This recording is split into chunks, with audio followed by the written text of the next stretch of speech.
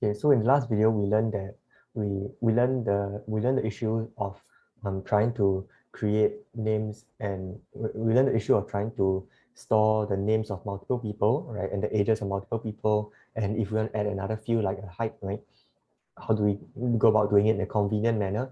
And we learned that there's a very useful thing in Python called class and objects, right? Classes and objects, they're known is under the topic of object-oriented programming.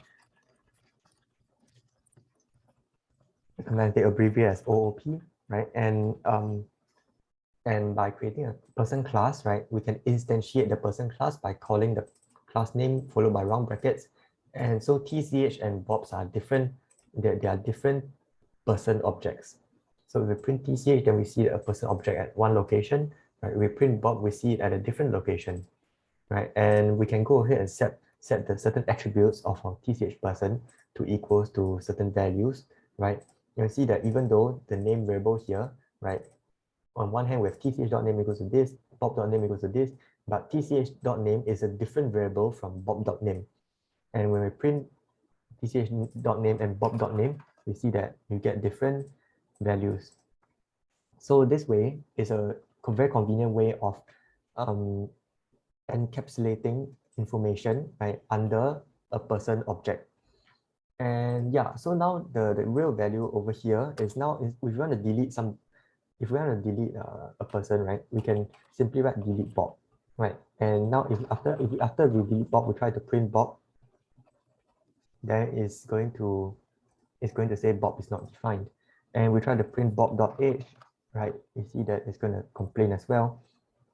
So just by using one keyword like that, delete Bob, right, we have essentially deleted the entire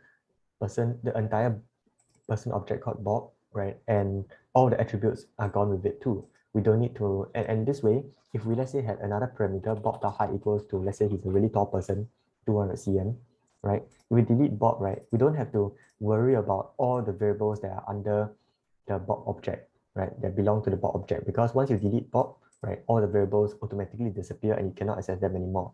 You cannot accidentally access them. So yeah, and just like how deleting a person is very easy now, right? We can also create a person very easily. So let's say we create a person called Charlie with the person, and we can print Charlie, and you see that these three print statements, they're all going to output different person objects, right? And then we can also yeah, we can set Charlie.height equals to some stuff as well, and basically creating persons, right, and deleting persons becomes much easier because we don't have to worry about all the attributes, managing all the attributes ourselves, since when we use a dot, right, it automatically encapsulates all the variables under the object. So yeah, so over here, today we're going to be talking about something known as a constructor. So yeah, so okay, so creating persons objects is great and all, but is there a more convenient way? Because right now I create TCH equals to person, right? And then after that I need to remember to set the name of the TCH person to something and so on.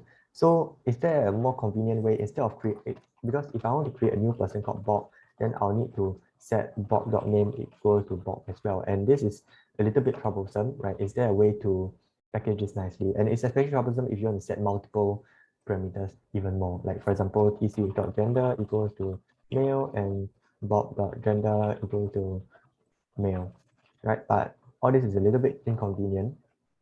So I'm going to there's something called a constructor. So over here we write it in the class person, and instead of writing pass, right, let's fill it with some code. So I'm going to declare a function, right, and it's going to be called init, right? So it's going to be 2 underscores init 2 underscores. So this is just something that you must write it in as a constructor. So this is known as the constructor. So I'm defining a function, right? But then because the function has this special name, right, this function is called the constructor, and it's called when the person object is being constructed. So under init, right, I'm going to pass in 2 parameters into the init function, and one is going to be called self, and another one, right, is going to be called name of person. Let's call it name of person.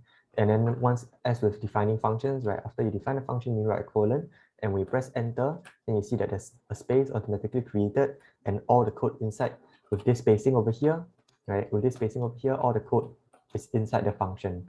And this entire function is inside the class. So now the hierarchy is we have a class, right?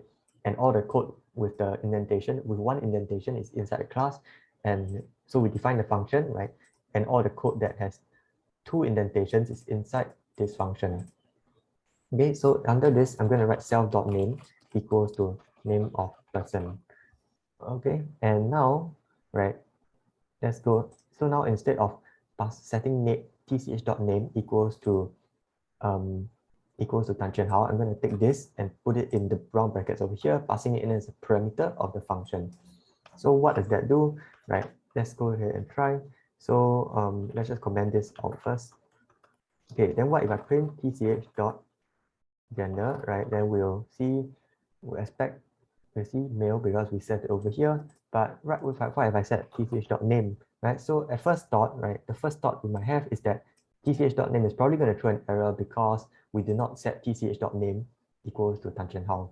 But if we go ahead and run it, we see that in fact it correctly prints the tangent how.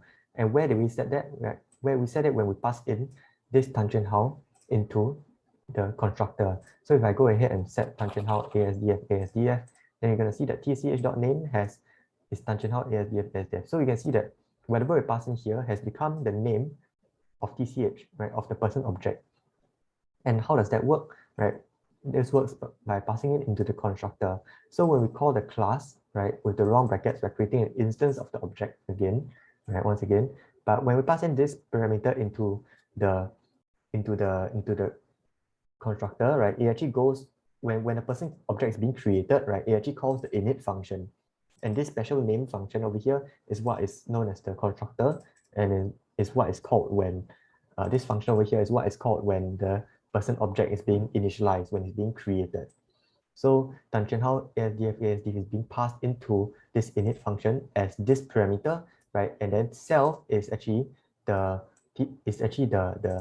is referring to the object itself. So it's saying, right, tch dot self right now is basically the object they're creating, right? So it's saying tch dot name, right, equals to whatever we pass in as the parameter. So since we pass in this tangent how ASDF as the parameter, so name of person will take on this value similar to function parameters, and this we set tch.name equals to whatever we passed in. Okay, so yeah, so that's how it works. And so let's go ahead and create another person object, right? Let's call it Bob. So right now we're passing in Bob, right, with the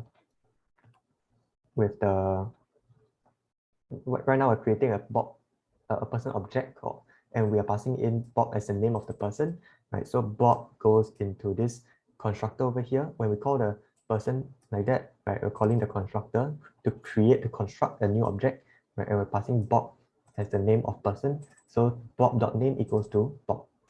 So when we go ahead and print Bob.name, then we're going to obtain Bob over here. And yeah, and after you and do note that after you set the name of Bob over here, or the name of the person object, right, you by all means you can actually edit it. So you can actually say Bob equals to Bob Lim, right? So even though we pass in Bob over here, if we print Bob.name right after the creation of the object, then we're going to see Bob. But after we change it, right, we're going to see Bob Lim. So over here, first output corresponds to line 10, right? Second output corresponds to line 12, and third output corresponds to line 15. So with this, I talked about the constructor of an object, and in the next video we'll add more parameters as the constructors, and we'll start talking about functions as well.